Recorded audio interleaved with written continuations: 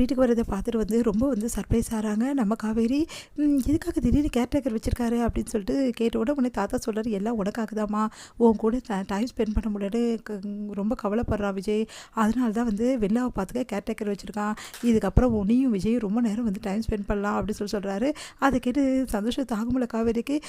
தாத்தா இதெல்லாம் நான் எதிர்பார்க்கல தாத்தா, நான் எதிர்பார்த்தேம்மா இந்த மாதிரி தான் இருக்கணும், அப்போ தானே நீயும் விஜய் சந்தோஷமாக இருக்க முடியும். அதை விட்டு எப்போவுமே வெள்ளம் சுற்றிட்டு இருந்தால் நல்லாவா இருக்கும்.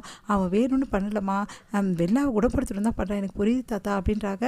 இங்கே கேர்டேக்கருக்கு கூட்டின்னு போயிட்டு அதுக்கப்புறம் வெள்ளாக்கு எப்படி பார்த்துக்கணும் அப்படின்னு சொல்லிட்டு வெள்ளாக்கிட்டேயும் சொல்கிறாங்க நம்ம காவேரி. வெள்ளா சரி அப்படி சொல்கிறாங்க. அவங்களுக்கு தேவையான டெஸ்ட்டெல்லாம் கேர்டேக்கர் பார்த்து எடுத்துகிட்டு இருக்காங்க. அவங்களுக்கு பிபிஎல்லாம் சரியாக இருக்கா அப்படின்னு சொல்லிட்டு எல்லாமே பார்த்துட்ருக்காங்க. அந்த டைமில் கரெக்டாக விஜய் ஃபோன் பண்ணுறாரு. என்ன விஷயம் திடீர்னு ஃபோன் பண்ணுறீங்க அப்படின்றாங்க. ஏன் நான் ஃபோன் பண்ணக்கூடாதா அப்படின்னு சொல்கிறாரு. இல்லை திடீர்னு ஃபோன் பண்ணீங்கல்ல அதான் கேட்டேன் அப்படின்னோடனே சரி என்னை டென்ஷன் ஆக்கி எப்படியாவது பார்க்குறதுல உனக்கு ஒரு சந்தோஷம் இல்லை புருஷனை அப்படின்றாங்க.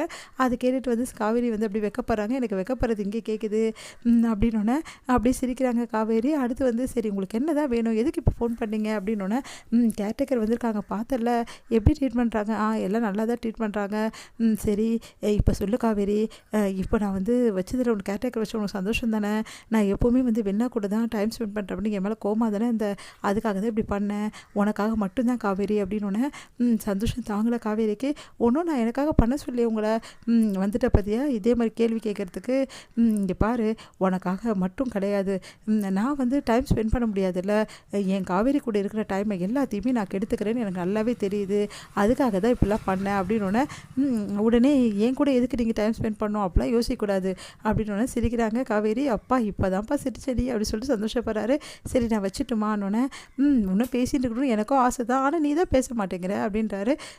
சரி நான் வச்சிடறேன் தாத்தா கூப்பிட்றாரு அப்படின்னு சொல்லிட்டு வச்சுட்டு சந்தோஷமாக அப்படி பட்டாம்பூச்சி மாதிரி அவ்வளோ சந்தோஷமாக பறந்து போகிறாங்க காவேரி. அப்படி பறந்து போகிற மாதிரி போகிறாங்க.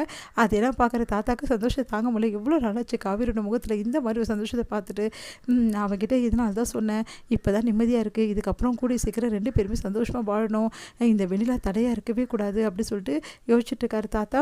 இங்கே இது எல்லாத்தையுமே பார்த்துடுறாங்க ராகினியால் தாங்க முடியல. என்ன தாத்தா இவங்கெல்லாம் வந்திருக்காங்க, கேர்டேக்கர் வந்திருக்காங்க, வெள்ளா கவனிச்சிக்கிறது எதுக்கு தாத்தா, அதான் விஜய் கவனிச்சிக்கிறார்ல, உனக்கு என்னம்மா பிரச்சனை, உன் வேலையை மட்டும் பாருமா, தேவையில்ல விஷயத்தை ஏமா தலையிற அப்படின்னு சொல்லிட்டு போகிறாங்க.